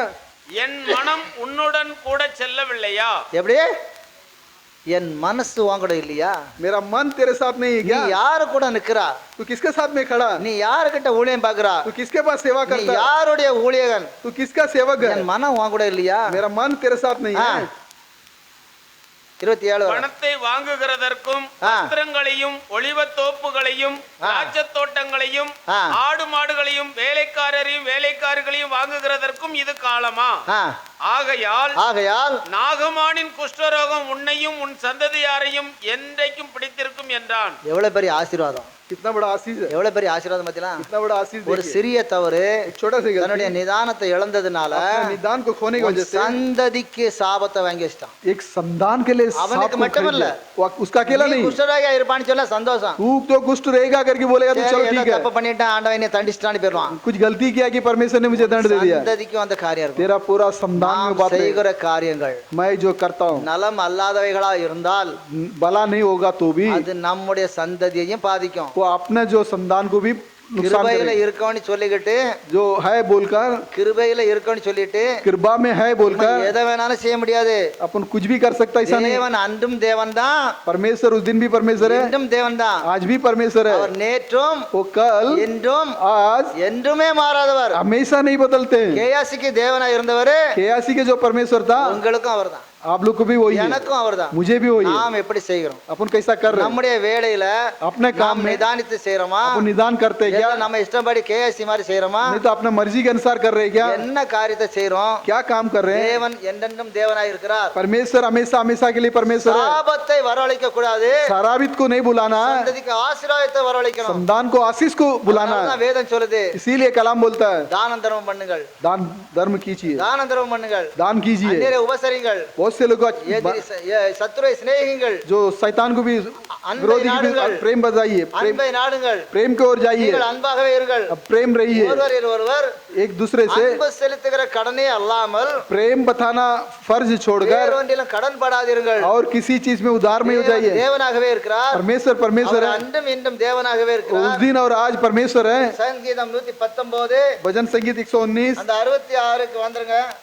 66 में आ जाइए, நீங்க 66 67 66 67। உத்தம நிதானிப்பையும் ஆ. அறிவையும் எனக்கு போதித்தருளும். உத்தம நிதானிப்பையும் அறிவையும் எனக்கு போதித்தருளும். உம்முடைய கற்பனைகளின் பேரில் விசுவாசமாய் இருக்கிறேன். கற்பனையில நான் உண்மையிலே விசுவாசமா இருக்கிறேன். நான் உபத்திரவப்படுவதற்கு முன் வழி தப்பி நடந்தேன். நான் உபத்திரப்படுவதற்கு முன்னால தான் எப்படி இருந்தேன்? उपद्रव को पहले कैसा था, रास्ता खोकर चला, இப்பொழுதோ உம்முடைய இப்பொழுதோ வார்த்தையை காத்து நடக்கிறேன். உம்முடைய வார்த்தையை நான் காத்து நடக்கிறேன். आपके वचन को संभाल के चल रहा हूँ। அனுபவம், अनुभव, அடிபட்டு मार खा के, சிக்கப்பட்டு जो तकलीफ उठा के, திகைத்து जो गड़बड़ के என்ன செய்ய முடியும் அப்படிங்கிற நிலைமைக்கு வந்த பிறகுதான் क्या कर सकता वैसा स्थिति आने के बाद அவன் சொல்லுதான், वो बोलता है உபத்திரவப்படுவதற்கு முன்பு जो उपद्रव उठाने का पहला கொஞ்சம் மேட்டிமையா தான் இருந்தேன், कोई थोड़ा ऊंचापन में கொஞ்சம் था, நிதானம் தவறி தான் போனேன். थोड़ा निदान खोकर ஆனா गया, இப்பொழுது लेकिन अभी உம்முடைய கற்பனைகளை आपके कल्पनाओं को கைக்கொள்கிறேன். पालन करता हूँ। தானியேல் 3 दानियल 3 நிதானமாய் செய்த ஜனங்களை நம்ம ஒரு 2 பேரை பார்ப்போம். जो निदान से किया लोगों को 2 जन को देखेंगे। 1ல இருந்து படிங்க. पहला से पढ़िए, தானியேல் 3வது அதிகாரம். दानियल 2 अध्याय। ராஜாவாகிய நேபுகாத் நேச்சார் ஆ, 60 முழ உயரமும் ஆ, 6 முழ அகலமுமான ஒரு பொற்சிலையை பண்ணுவித்து ஆ, பாபிலோன் மாகாணத்தில் இருக்கிற தூரா என்னும் சமபூமியிலே நிறுத்தினான். ஆ. பின்பு ராஜாவாகிய நேபுகாத் நேச்சார் ராஜாவாகிய நேபுகாத்நேச்சார் தேசாதிபதிகளையும் தேசாதிபதிகளையும் அதிகாரிகளையும் அதிகாரிகளையும் தலைவரையும் நியாயாதிபதிகளையும் பொக்கிஷக்காரரையும் நீதி சாஸ்திரிகளையும் விசாரிப்புக்காரரையும் நாடுகளில் உள்ள உத்தியோகஸ்தர் யாவரையும் அவனுடைய ஆளுகைக்கு உட்பட்ட எல்லா உத்தியோகஸ்தர் அதிகாரிகளையும் நேபுகாத் நேச்சார் ராஜா நிறுத்தின சிலையின் பிரதிஷ்டைக்கு வந்து சேரும்படி அழைத்து அனுப்பினான். இப்போ अभी பல நாட்களுக்கு முன்பு बहुत दिन का पहला ஒரு தண்டோரை போட்டாச்சு.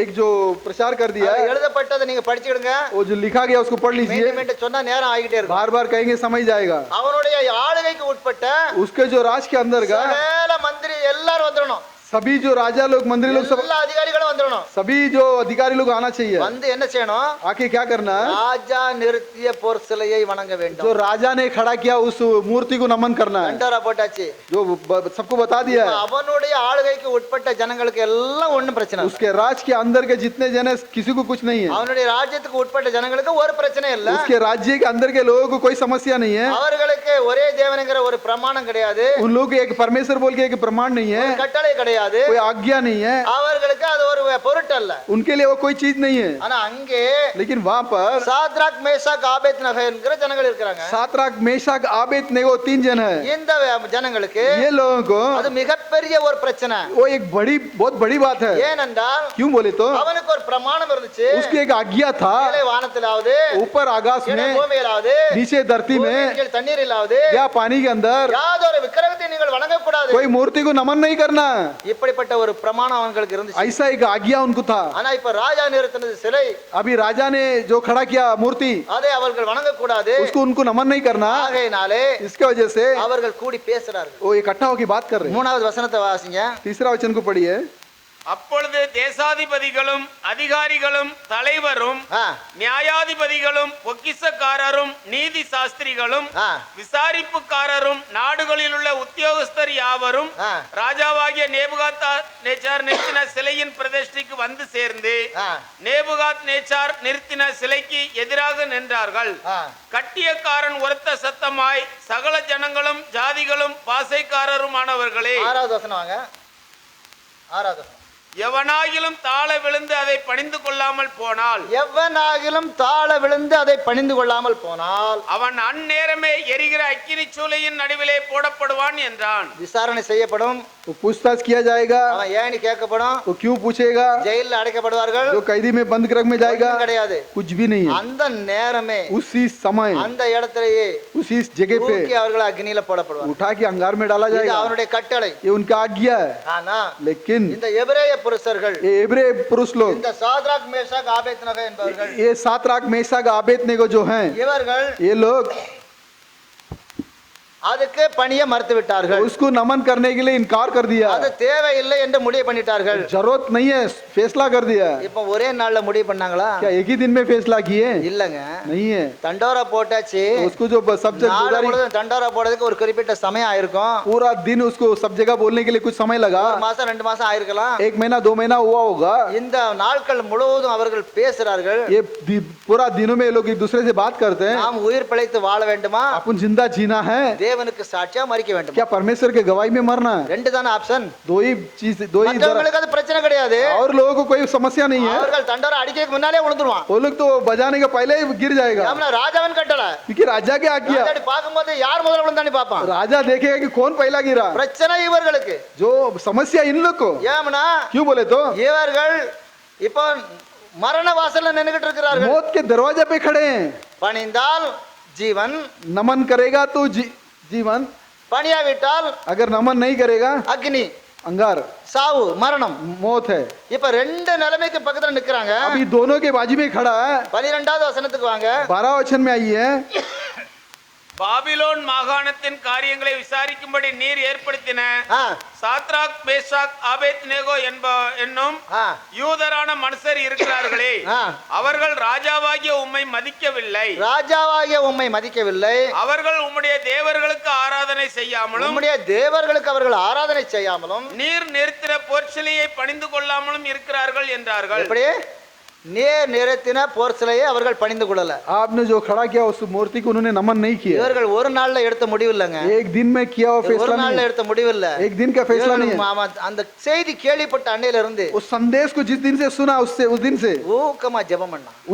एकदम उत्साह से प्रार्थना किया. எலிசா, एलिजा, வேதம் சொல்லுது, எலியா कलाम बोलता है कि एलिया நம்மை போல பாடுள்ள மனுஷனா अपने இருந்து तरह झंझटदार என் मनुष्य होके, வார்த்தையை நான் எழுதி என் வார்த்தை இல்லாம, मेरे वचन में नहीं रखे, என் வார்த்தை அல்லாமல் मेरे वचन को छोड़ के வானத்திலிருந்து आकाश से மழையோ பனியோ விழக்கூடாதுன்னு சொன்னா, बारिश या सपनम नहीं गिरना करके बोला, அது அப்படி நிலைக்குன்னு சொல்லி वो वैसा होगा बोल के நம்மை போல பாடுள்ளவனா இருந்தோம். अपनी तरह जो झंझट होने के बावजूद அதற்காக அவன் ஊக்கமா ஜெபித்தான். उसके लिए वो प्रार्थना किया करके இப்ப कलाम இந்த कहता है. அனுபவங்கள்லாம் அவங்களுக்கு உண்டு. ये अनुभव उनको है.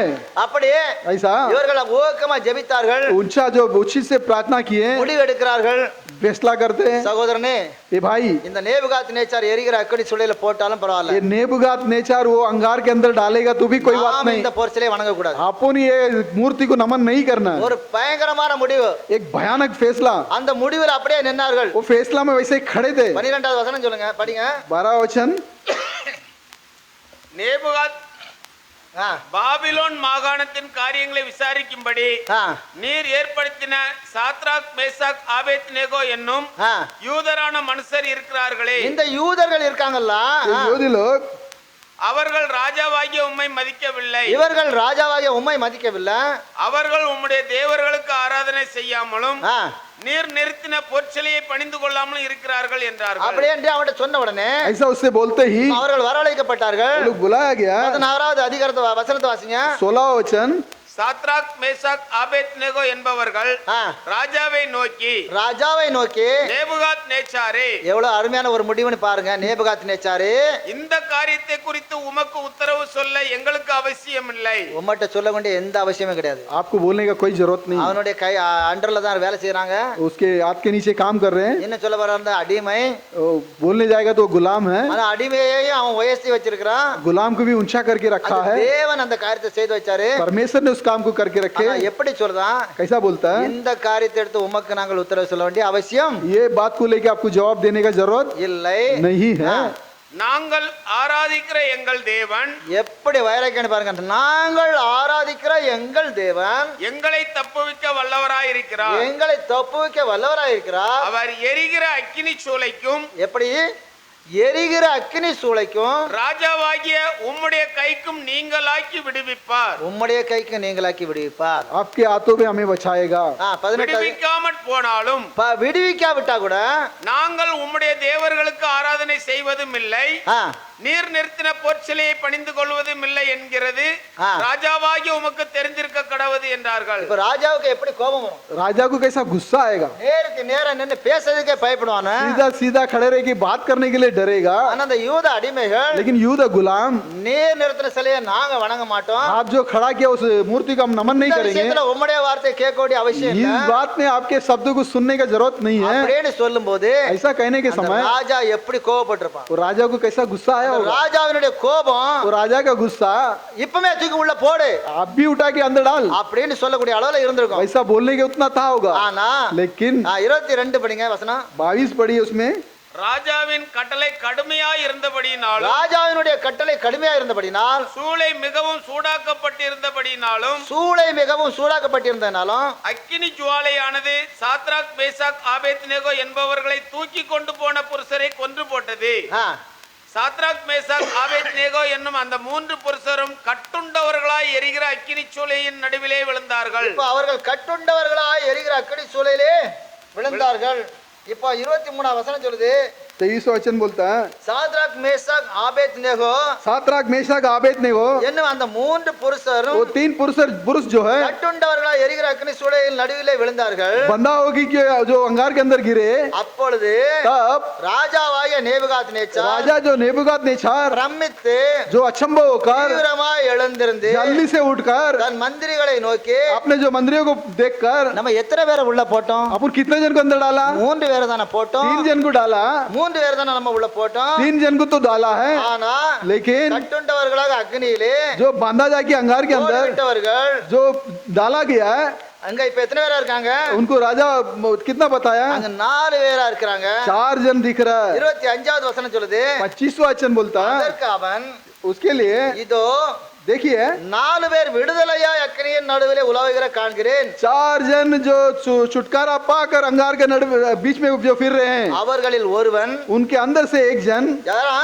தேவபுத்திரருக்கு ஒப்பாயிருக்கிறான் என்றார். परमेश्वर के पुत्र के बराबर है। இப்ப தேவன் अभी परमेश्वर அக்னியின் தேவன், अंगार के परमेश्वर, பட்சிக்கிற அக்னி भस्म करने वाला கீழே अंगार இறங்கி வந்தாரு. से उतर के आए। அந்த சாத்ராக் மேஷாக் ஆபேத்நேகோ என்பவருடைய விசுவாசத்தை सातराक मेशक आबेदनेगो उनके विश्वास அதை को அப்படியே அங்கீகரித்தாரு. वैसे ही स्वीकार किया। நீங்களும் அப்படி ஒரு விசுவாசத்துல நின்னால் आप भी ऐसा एक विश्वास में खड़े रहेंगे, உங்களையும் அங்கீகரிப்பார். परमेश्वर आपको भी अंगीकार करेगा, உங்களையும் ஏற்றுக்கொள்வார். आपको भी स्वीकार करेंगे। அக்னியின் நடுவிலே அவர்கள் நின்றிருந்தால் अंगार के बीच में खड़े होते, வெளியில தெரிஞ்சிருக்கிறாது. बाहर नहीं दिखता था। அக்னி இவ்வளவு பெரிய குண்டமாவது இருக்கும், குறைஞ்சது ओ इतना बड़ा तो भी होगा, சர்ச் அளவாது இருந்திருக்கும். कम से कम इतना कलीसिया कितना रहेगा। அக்னி எரிஞ்சுக்கிட்டு இருக்கும்போது अंगार जब जल रहा है, அவர்கள் அப்படியே உலாவுகிறார்கள். वो वहाँ फिर रहे हैं। உலாவுகிறது எப்படி? फिरना कैसा? கார்டன்ல அப்படியே ஓரமா ரவுண்ட் அடிப்போம்ல, गार्डन के अंदर कभी कभार ऐसे फिरते हैं। வாக்கிங் போடுறதுக்கு கார்டன்ல ஓரமா ஃபுட்பாத் போட்டு வச்சிருப்பாங்க. वॉकिंग के लिए जो गार्डन के बाजू में फुटपाथ बनाया रहेगा, அதே மாதிரி இவங்க அக்னி குண்டத்துல அப்படியே நடந்து வராங்க. ऐसा अंगार के अंदर ये लोग चल रहे हैं। ராஜா திகைத்து போறான். राजा अचंभव हो गया। போட்டது 3 பேரு, गया डाला 3 जन உள்ள 4 பேர் இருக்காங்க. वहाँ 4 जन है என்ன ஆனது? क्या हुआ வெளியில வாங்க. बाहर आइए கூப்பிடுதான். बुला रहा है வாசிங்க அதுக்கு அடுத்தல 26வது வசனத்தை. 26वां वचन அப்பொழுது நேபுகாத் நேச்சார் எரிகிற அக்கினி சூளையின் வாசல் அண்டைக்கு வந்து ஆ, உன்னதமான தேவனுடைய தாசராகிய ஆ, சாத்ராக் மேசாக் ஆபேத் நேகோ என்பவர்களே ஆ, நீங்கள் வெளியே வாருங்கள் என்றான். ஆ, அப்பொழுது சாத்ராக் மேசாக் ஆபேத் நேகோ என்பவர்கள் ஆ, அக்கினியின் நடுவிலிருந்து வெளியே வந்தார்கள். ஆ. இப்ப பாருங்க, देखिए அதுக்கு கீழே நீங்க படிச்சுடுங்க. उसके नीचे बात में पढ़ ली। சாத்ராக் மேஷாக் ஆபேத்நேகோனுடைய தேவனே தேவன் என்று सातराक मेसाक आबेदनेगो का परमेश्वरी परमेश्वर ஒரு बोल के சிலையை உண்டு பண்ணின जो मूर्ति को बनाया அந்த நேபுகாத்நேச்சார் தன்னுடைய வாயினால அறிவிக்க वो விடுதான். नेबुकादनेस्सर अपने जबान से कबूल किया அங்க வந்திருந்த அவ்வளவு அதிகாரிகளுக்கும் அதை சொல்லுதான். जो आए हुए सभी लोगों को उसको बोलता நீங்களும் है, அந்த சாத்ராக் மேஷாக் ஆபேத்நேகோ என்பவருடைய தேவனை தான் ஆராதிக்கணும்னு சொல்லுதான். आप लोग भी उसी परमेश्वर को आराधना करना करके இவ்வளவு बोलते பெரிய हैं। इतना बड़ा ஒரு பெரிய சாட்சி, इतना बड़ा गवाही அவர்களுடைய விசுவாசம், उनके विश्वास அவர்களுடைய நிதானிப்பு, उनके जो அவர்கள் योजना, உட்கார்ந்து ஆலோசனை பண்ணனது, उनके जो आलोचना, அவர்கள் கூடி ஜெபித்தது, इकट्ठा होकर जो प्रार्थना किया ஆகையால தான் நீங்கள் ஜெபத்துல கலந்து கொள்ளணும். इसीलिए आप प्रार्थना में भाग எத்தனை लेना। பேர் ஜெபிக்கிறீங்க வீட்ல? कितना जन प्रार्थना करते घर நீங்கள் पे சோதனைக்குள் பிரவேசிக்காதபடி இருக்கணும்னா तपस्या के अंदर ஒரு नहीं மணி जाना है நேரமாவது तो 1 घंटा तो भी ஜெபிக்கணும்னு இயேசு தன்னுடைய சீசர்களுக்கு சொன்னாரு. प्रार्थना करना है बोल के जिस यीशु ने अपने शिष्य लोग को बोले நீங்கள் அவருடைய சீசரா இல்லையா? आप लोग उनके शिष्य हैं या நாம் नहीं? எல்லாரும் அவருடைய சீசர் தானே? आप उन सब उनके शिष्य है ना? அல்லேலூயா, हालेलुया அல்லேலூயா. हालेलुया யாரெல்லாம் சீசரு? कौन कौन शिष्य लोग हैं? யார் சீசர் எல்லாம் அல்லேலூயா சொல்லுங்க. இயேசு கிறிஸ்துவினுடைய சீசர்லாம் அல்லேலூயா சொல்லுங்க. हालेलुया அல்லேலூயா. हालेलुया நாம் எல்லாம் அவருடைய சீசருங்க, अपन सब उनके शिष्य लोग அவருடைய சீசர்கள். उनके शिष्य அவர் लोग। நம்மோடு இருக்கிறார். वो अपने அவர் साथ है। காற்றையும் கடலையும் அதட்டின தேவன், वो हवा और सागर को जो चेतावनी दिया परमेश्वर, காற்றையும் கடலையும் அதட்டின தேவன் हवा और सागर को जो அவர் நம்ம கூட இருக்கிறாரு. वो अपने साथ में है। நிதானிக்கணும். निदान करना। இப்போ இன்னும் ஒரு சில வசனங்களை மட்டும் படிச்சுட்டு அப்படி போயிடும், டக்குன்னு நேரம் ஆயிட்டுன்னு நினைக்கிறேன். कुछ वचन को पढ़कर जाएंगे। அப்போஸ்தலர் 1 அதிகாரம் प्रेरित पहला अध्याय 3 இருந்து 5 வரை வாசிங்க. 3 से 5 तक। அவர் பாடுபட்ட பின்பு ஆ. 40 நாளளவும் அப்போஸ்தலருக்கு தரிசனமாகி ஆ, தேவனுடைய ராஜ்யத்துக்குரியவைகளை அவர்களுடனே பேசி ஆ, அநேகம் தெளிவான திருஷ்டாந்தரங்களினாலே அவர்களுக்கு தம்மை உயிரோடு இருக்கிறவராக காண்பித்தார். எப்படியே அநேகம் தெளிவான திருஷ்டாந்திரங்களினாலே தம்மை உயிரோடு இருக்கிறவராகவே காண்பித்தார். ஒரு நாளில் ஏறக்குறைய 40 நாள். 40 நாள் அவர் எல்லா பக்கமும் சுற்றி சுற்றி அவரை யாரெல்லாம் ரொம்ப விரும்பினார்களோ, யாரெல்லாம் அவரை நேசித்தார்களோ, அவ்வளோ பேருக்கும் அவர் என்ன பண்ணுறாரு? தரிசனமாகிறார். நான் மரித்தேன், ஆனாலும் இதோ சதா காலங்களில் உயிரோடு இருக்கிறேன் அப்படின்னு சொல்லி சீசர்களுக்கு தம்மை காண்பிக்கிறாரு. அவர்கள் அதில் தேறுகிறார்கள். 4வது வசனம் வாசிக்கலாம். அன்றியும் அவர் அவர்களுடனே கூடி வந்திருக்கும் போது ஆ. அவர்களை நோக்கி ஆ. யோவான் ஜலத்தினாலே ஞானஸ்நானம் கொடுத்தான். இப்ப ஆண்டவர் சொல்றாரு, யோவான் தண்ணீரில் ஞானஸ்நானம் கொடுத்தான். நீங்கள் சில நாளுக்குள்ளே பரிசுத்த ஆவியினாலே ஞானஸ்நானம் பெறுவீர்கள். நீங்கள் சில நாளைக்குள்ளே பரிசுத்த ஆவினாலே ஞானஸ்நானம் பெறுவீர்கள். ஆகையால் நீங்கள் எருசலேமை விட்டு போகாமல் எருசலேமை விட்டு போகாமலும் என்னிடத்தில் கேள்விப்பட்ட பிதாவின் வாக்குத்தத்தம் நிறைவேற காத்திருங்கள் என்று கட்டளையிட்டார். இப்ப ஆண்டவர் ஒரு கட்டளை எடுத்தாரு, நீங்க எருசலேம் விட்டு போக கூடாது. परमेश्वर एक आज्ञा देते कि जेरूसलम से आप नहीं जाना நான் चाहिए। உங்களுக்கு ஆவியினால ஞானஸ்நானம் கொடுப்பேன். मैं आत्मा से बपतिस्म दूंगा। ஆகையினால इसलिए நீங்கள் போய் காத்திருக்கணும். आप जाके इंतजार करो।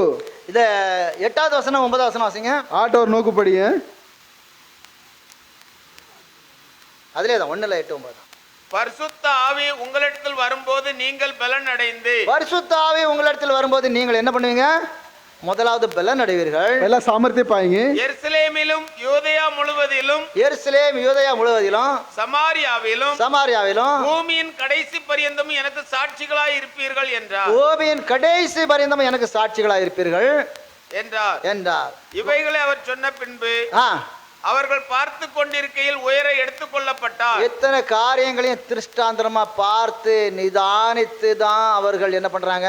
इतना बातों को देख के निदान करके சீசர்களும் 3 வருஷம் நம்ம அவர் கூட இருந்துட்டோம். शिष्य लोग भी 3.5 साल उनके साथ में रह गए। போதும், இனிமே இயேசுதான் மெய்யான தெய்வம்னு சொல்லி நம்ம பேசுவோம். यीशु अच्छा परमेश्वर अगर की बात करेंगे அப்படின்னு அவங்க சொல்லல. ऐसा नहीं बोले। அவங்க நிதானித்தாங்க. लोग ने निदान 40 நாள் அவரோட பிரயாணம் பண்ணாரு. 40 दिन उनके साथ में चले। அங்கே சந்திச்சாரு அவங்கள. वो सबको मिले, அவங்கள தேற்றினாரு, उनको संभाले। எல்லாவற்றுக்கும் மேல ये सबके பெந்தேகோஸ்தே நாள் வந்தபோது पेंटेकोस्त का जब दिन आया, அவர் உயிர்த்தெழுந்ததிலிருந்து 50வது நாள் वो கரெக்ட்டா. जो जी उठे वो 50वां दिन, அந்த உயிர்த்தெழுந்ததிலிருந்து 50வது நாள் जी उठने के 50 50वां दिन எல்லாம் மேல் வீட்டுல இருக்கும்போது वो कमरे के अंदर थे तब அக்னிமயமான நாவுகள் அவர்கள் மீது जो இறங்கினது. अंगार के जमाने उनके ऊपर அவர்கள் उतरा பரிசுத்த ஆவின் அபிஷேகத்தை பெற்றார்கள். पवित्र आत्मा का अभिषेक को அந்த पाया ஆவின் அபிஷேகத்தினாலே वो आत्मा का अभिषेक से அந்த ஆவின் அபிஷேகத்தினாலே वो आत्मा का अभिषेक से அவர்கள் பேசினார்கள். उन्होंने बात की நீங்கள் ஒவ்வொருவரும் आप हर एक जन மனம் திரும்பி मन फिरा के பாவ மன்னிப்புக்கு என்று पाप की क्षमा के கர்த்தராகிய लिए இயேசு கிறிஸ்துவ நாமத்தினாலே ஞான ஸ்நானம் பெறுங்கள். परमेश्वर यीशु मसीह के नाम से प्राप्तिज्म அப்பொழுது लीजिए பரிசுத்த ஆவியை நீங்களும் பெறுவீர்கள். तब पवित्र आत्मा को आप भी पाएंगे இப்பேற்பட்ட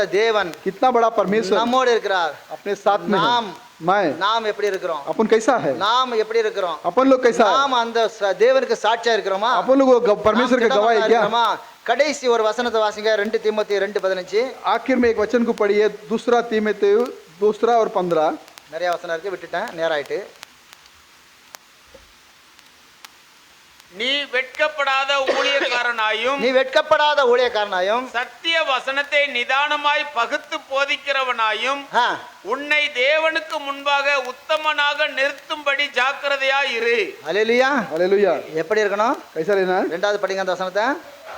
நீ வெட்கப்படாத முதல்ல ஊழியக்காரனாயும் இயேசு கிறிஸ்துவை அறிவிக்கிறதற்கு வெட்கப்படக்கூடாது. पहला यीशु मसीह के बारे में जाके बोलने के लिए சத்திய शामिल வசனத்தை நிதானமாய் சத்திய வசனத்தை நிதானமா நிதானிக்கணும். பகுத்து போதிக்கிறவனாயும் பகுத்து போதிக்கிறவனாயும் உன்னை தேவனுக்கு முன்பாக உத்தமனாக நிறுத்தும்படி ஜாக்கிரதையாய் இரு. எப்படி தேவனுக்கு முன்பாக அப்படி நிதானித்தால் நம்ம எப்படி இருப்போம்? परमेश्वर के आगे निदान करेंगे உத்தமனாகவே இருப்போம். उत्तम से रहेंगे அந்த உத்தமனாக நாம் நீங்கள் தேவனுக்கு முன்பாக இருந்தால் वो उत्तम परमेश्वर के आगे आप और हम रहेंगे தேவரீர் நல்லவரும் परमेश्वर ही अच्छा है நன்மை செய்கிறவருமாய் இருக்கிறீர். भला करते உமது हैं பிரமாணங்களை आपके जो எனக்கு प्रमाण போதியும். हमें सिखाई है தாவீது சொல்றான், दावीद बोलता है நான் உனக்கு போதித்து நடக்கும் பாதையே நாள்தோறும் காட்டுவேன், பயப்படாதே. நான் உனக்கு போதித்து எல்லாரும் எழுந்திருங்க, ஜெபம் பண்ணும். எல்லாரும் எழுந்திருங்க. நாள்தோறும் காட்டுவேன், பயப்படாதே. உன்மேல் என் கண் வைத்து ஆலோசனை சொல்லுவேன். உன்மேல் என் கண் வைத்து ஆலோசனை சொல்லுவேன். நான் கூறுவேன் உனக்கு அறிவுரை, நான் கூறுவேன். நான் உனக்கு போதித்து நடக்கும் பாதையை நாள்தோறும் காட்டுவேன், பயப்படாதே. ஜெபம் பண்ணும்.